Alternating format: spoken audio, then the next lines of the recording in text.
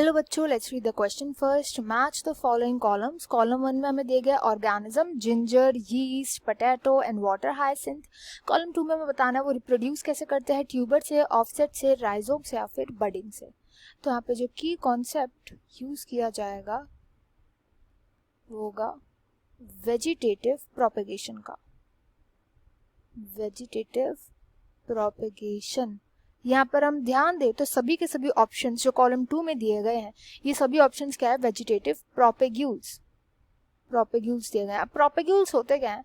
Propagules होते हैं वो प्लांट के पार्ट जिनके थ्रू न्यू प्लांट अराइज हो सकता है. अब हमें पता है जब भी न्यू प्लांट बनता है तो उसमें रिप्रोडक्शन इन्वॉल्व होती है, सेक्सुअल रिप्रोडक्शन. बट जब सेक्सुअल रिप्रोडक्शन के थ्रू कोई भी न्यू प्लांट अराइज होता है फ्रॉम अ प्लांट पार्ट, अपने पेरेंट प्लांट के पार्ट के थ्रू ये अराइज होता है, तो ऐसे टाइप के रिप्रोडक्शन को हम बोलते हैं वेजिटेटिव रिप्रोडक्शन. यहाँ पे हम सबसे पहला ऑप्शन को देखेंगे, जिंजर. जिंजर के अंदर जो रिप्रोडक्टिव पार्ट होता है, वेजिटेटिव प्रोपेगेशन जो इसमें करी जाती है वो करी जाती है राइजोम के थ्रू. यानी कि जिंजर का जो राइजोम होता है वो वाला पार्ट जिंजर का जो हम खाते हैं उसी को हम बोलते हैं राइजोम. अगर इस राइजोम को हमने सॉइल के अंदर जर्मिनेशन के लिए छोड़ दिया तो ये जर्मिनेट करके क्या बनाएगा, न्यू प्लांट बनाएगा, सॉइल के अंदर जर्मिनेट कर जाएगा. तो इसलिए जो ए है वो मैच जाएगा विद थर्ड, राइजोम. नेक्स्ट आता है बी, यीस्ट. अब यीस्ट जो है, यीस्ट के अंदर देखने को मिलता है एसेक्सुअल रिप्रोडक्शन देखने को मिलता है with the help of budding. Yeast तो सबसे ज्यादा कॉमन एग्जांपल है ऑफ प्रोसेस बडिंग. इसमें क्या होता है, जो पेरेंट प्लांट है वो एक बड प्रोड्यूस करता है. ये बड तब तक रहता है प्लांट के ऊपर, पेरेंट प्लांट के ऊपर या पेरेंट जो ऑर्गेनिज्म है उसके ऊपर तब तक रहता है जब तक ये बड मैच्योर नहीं कर जाता.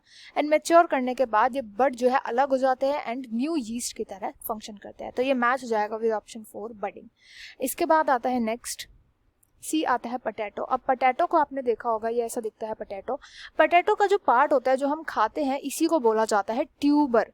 बहुत ही फेमस ये होता है पोटैटो का पार्ट. इसको अगर हमने एज अ सीड जो अगर हमने सॉइल के अंदर डाल दिया तो ये सॉइल के अंदर जाकर के क्या कर जाता है, जर्मिनेट कर जाता है एंड जर्मिनेट करके नया पोटैटो प्लांट अराइज करता है. तो ये सी मैच जाएगा with first, that is tuber. Last आता है वाटर हायासिंथ. तो वाटर हायासिंथ रिप्रोड्यूस करता है with the help of offsets.